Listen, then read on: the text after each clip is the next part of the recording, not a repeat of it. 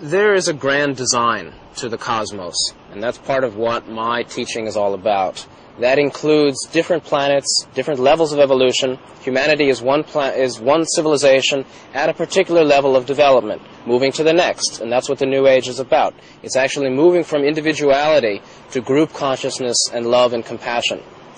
The extraterrestrial races are all older than humanity. They are all races that understand either love, wisdom, unity, higher values, and have a more universal perspective.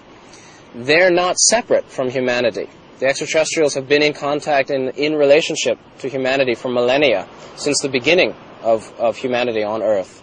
And so there's an interaction, and that interaction is most pronounced and prominent at this time because the planet is making some very important changes, is also going through a critical period where either we destroy ourselves or we come together in harmony. As a race. As a race. And what is the perspective that Earth serves in the greater system of the universe? Earth is a schoolhouse, as all planets are schoolhouses for the development of awareness. On Earth, the awareness needed is choice, polarity. This means good or evil. Basically, will you open your heart, or are you committed to self-service in greed? These are the choices for humanity. And humanity now needs to make that choice because this semester is coming to an end quickly. And what signals that end? Well, again, there's no empirical proof because it can be explained in many different ways. Many people feel that the Earth changes, the climatic changes, increased disease, increased warfare, many of the social elements that are coming asunder, the conflicts among races and individuals, are signs of the end times. It's not the end of the world, but it's the end of this civilization, which is basically becoming outdated and having to move to a more spiritual perspective, which in the New Age view is coming from love. And that's where our benevolent extraterrestrial neighbors are coming from. One creator? There's only one creator. Ultimately, we are all the one creator. All beings are reflections, embodiments of the one creator. And let's get back to the idea of extraterrestrial. How many forms of extraterrestrials are you aware of? I personally am aware of perhaps a dozen different forms of extraterrestrials. But I have to say there are infinite numbers of ET races outside Earth. The universe is infinite.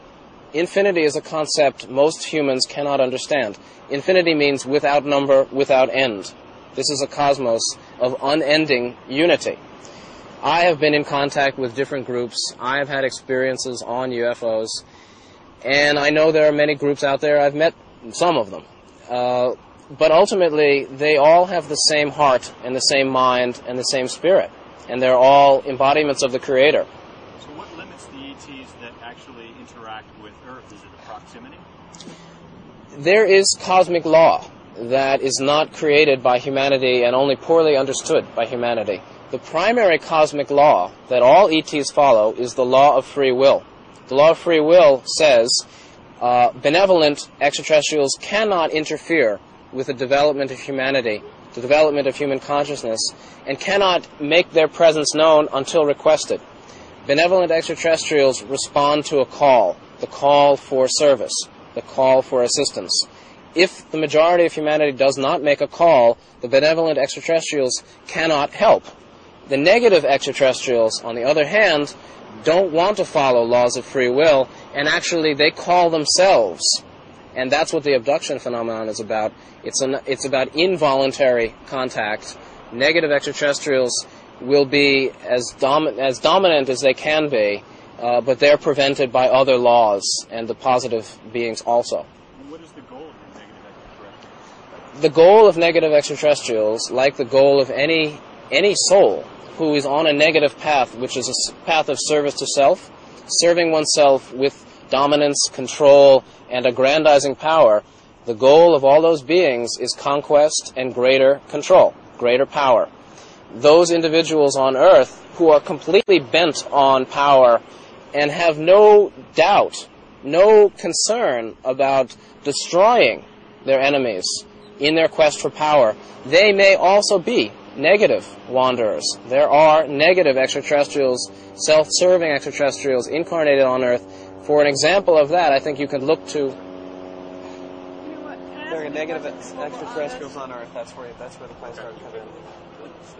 Which way? Could you address Better? the law for those people? If there is a law for them, Who? the negative. Who decides? Like, we have a legal system here, a judicial system here. Is there one in the cosmos for them? Yeah, actually, it's the same law of free. Okay. Let's try to once again define Wherever you are. exactly, and wherever you are is what we're going to define right now. So, you know what I'm saying? It's like for your mentality, for how you knew you were an ET, okay, which was out-of-body experiences for you. How do most people come to the realization? Most people come to the realization of being ET souls from a combination of experiences beginning in childhood. Often they looked up at the night sky and said, "Take me home," or "Why am I here?" Through adulthood, they felt different, felt like they didn't belong all their lives, even though they held jobs and get married and have children, on into paranormal experiences. Many people have had out-of-body experiences, lucid dreams, physical sightings, channeled information that came to them, psychic events, many things combined together so that this becomes the conclusion. No one comes to this idea of being ET overnight. Concrete examples of what somebody might see in a channeling experience or a paranormal experience? What is a concrete example of that? Many people I interviewed had past life recall of lives on other worlds. Before they came to Earth, boarding the UFO, leaving and saying goodbye to their family to go to Earth. Many people have also had visions of the extraterrestrial community around Earth, the UFOs. Many people have had lucid dreams, which are out-of-body experiences on craft, in conversation with teachers, doing planetary rituals and magic. So again, many paranormal experiences, as well as visions in meditation. Okay, a lot of people would say that that's kind of like wishful thinking, maybe, in order to justify some event inside of themselves, and there is no real tangible proof of these things. What would you say about proof? There is no proof of these things. It's kind of a mental realization rather than any kind of tangible physical realization. There is no tangible physical evidence to prove these ideas beyond anyone's doubt. There is no proof. I never wrote my book intending to prove it. However, just because psychological interpretations fit for some people, i.e., some people say, "I want to be ET, so I'll say I'm ET," and they feel good and it makes them feel great. This is a glamour. This is a wish that they hope for. Some people are coming from their own fantasy. However, many people have had clear paranormal experiences which cannot be explained psychologically. I myself have, and there is a higher dimension of reality than the psychological. What is an example? Okay, let's go back half that question if you want. It's fair. Yeah. Okay. What you were speaking on is the fact that many people have had clear paranormal experiences which cannot be explained psychologically. So if you can repeat that. I am sure that there are people, some people, who say they're ET, who say they've had contact with extraterrestrials, who are psychologically unstable, who are saying these things because they want to say them, they hope to be special and feel good. For these people, psychological interpretations work.